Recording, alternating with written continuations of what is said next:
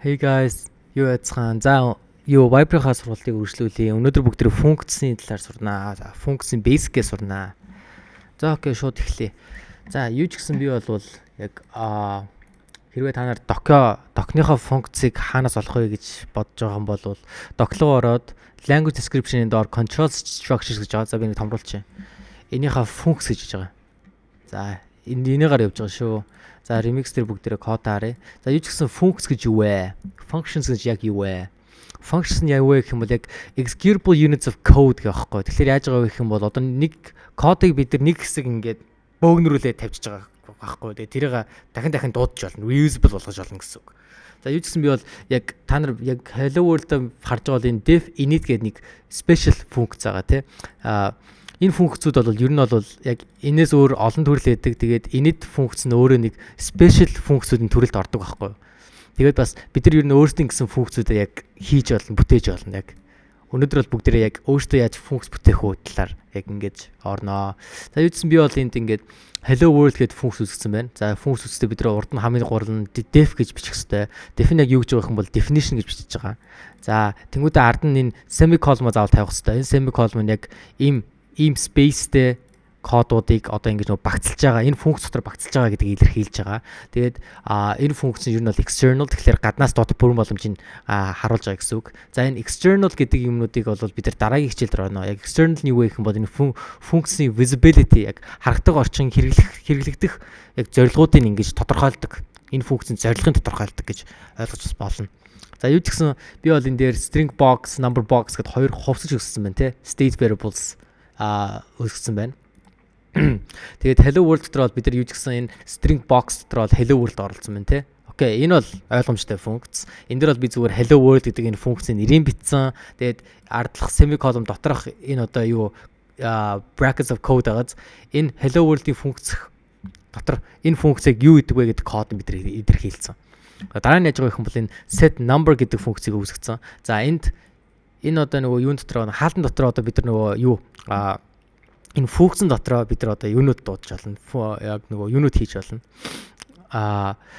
Аргументууд хийж болно. Тэгэхээр яаж байгаа юм бол за юу ч гэсэн яг ингээд ажиглал үзэнгүүд илүү тодорхой болох байх. Гэхдээ юу ч гэсэн бид нар энэ функц дотор x гэдэг UN 256 гэдэг функц жижигхэн яг нөгөө юу хувьсаж үүсгэсэн байгаа. Гэхдээ энэ хувьсч нь ер нь бол memory дотор амьдрна. Тэгэхээр memory дотор яг яаж амьдрах вэ гэх юм бол энэ функц ажиллах одоо ажиллаад дуусах хүртлээр энэ функц memory дотор амьдраад тэгээд энэ функц дуусангуудаа энэ memory-гээс гарах байхгүй юу.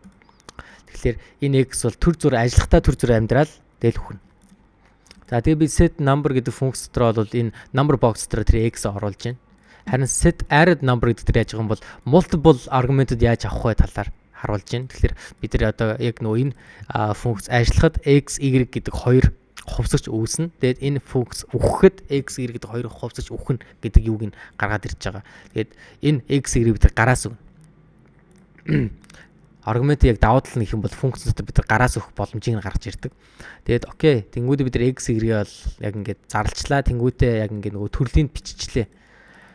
Зүүн тал нь бол нэр нь, баруун тал нь бол төрөл нь те. Тэнгуүдээ энэ set number дотор яаж байгаа юм бол x, y-г нэмээд number box дотор хадгалчихж байгаа. За тиймэрдүү функц байгаа. Тэгэхээр энэ хоёр функц бол ер нь бол яг нэг функц төр нэг аргумент тавих яг нэг example байгаа. Тэнгүүтээ бид нар хамгийн сүүлийн функц төр бол юу энэ функц ажиллаад дуусангууд юм буцаа гэдгийг илэрхийлж байгаа. Одоо энэ arrow-аар. За arrow биччихэд яг юу буцаах вэ гэдгийг энд илэрхийлж байгаа. Төрөл нь илэрхийлж байгаа. Тэгэхээр энэ функц string буцаана. Окей. Тэгээ бид нар яг юу буцаахаа яг яаж яг нөгөө ингээд define хийх хэрэгтэй вэ гэх юм бол return keyword ашиглах хэрэгтэй. Return bye bye гэдэг string-ийг би буцааж байна. За бүгдээ энийг compile-даад ажиллаж үзье. Deploy хийлээ. Функц руу орлоо. Тэнгүүтээ окей. Юу ч гэсэн hello world байгаа тий. Hello world бол яаж байгаа гэх юм бол юу ч буцаахгүй байгаа. Гэхдээ string box дотор hello world-ыг оруулчихж байгаа.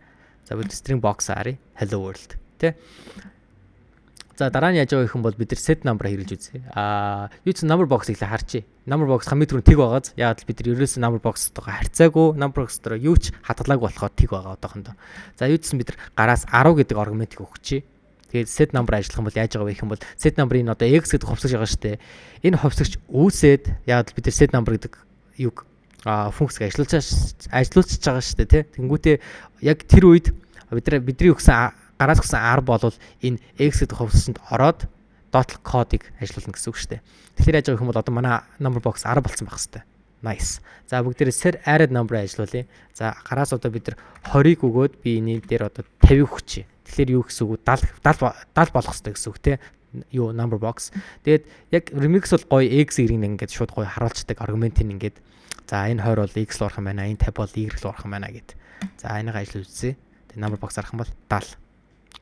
Зүгээр ажиллаж чинь те. За одоо бүгдээр return string ажиллаж үзье. Okay, return string. Энд арах юм бол бидэнд Vyper string буцаах хэрэгтэй. За энэ бол энэ дээр буцаагаагүй. Гэхдээ ер нь бол external байгаа болохоор одоо бид нар front-end дээр энэ smart contract холбогдсон байх юм бол бидэрт энэ Vyper string бол буцаагданаа. Remix дээр тэр нь бол гарч ирэхгүй байгаа. Тэр харж байна уу? Core output гингүүтээ string нь Vyper. Та нар тэгээд яг энэ dot-лаа харсан байх юм бол бид нар ингээд нөгөө юу функц ажилуулах болгонд ингээд smart contract-ийн юу гарч иж байгаа, яг call нь гарч иж байгаа, transaction гарч иж байгаа. Тэгээ бид нар энэ transaction-а ингээд дарах юм бол юу тэр transaction-ын илүү их мэдээллийг харах боломжтой. Хинээс явсан, хаашаа явсан, cost need болсон, яг ямар input орсон, output нь юу вэ, тэ?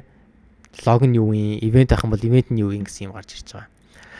За окей, юу ч гэсэн бүгдээрээ энэ basic функц яаж өөртөө зарлах уу? Тэгээд тэр функц нь яг яаж гаднаас дууддаг байлгах уу? Тэнгүүтээ энэ функц яаж аргументтай явах уу? Эсвэл олон аргументтай яаж байх уу? Тэнгүүтээ энэ функц яаж юм буцаадагаар бид нар функцийг бичих чадах уу гэдэг талаар сурлаа.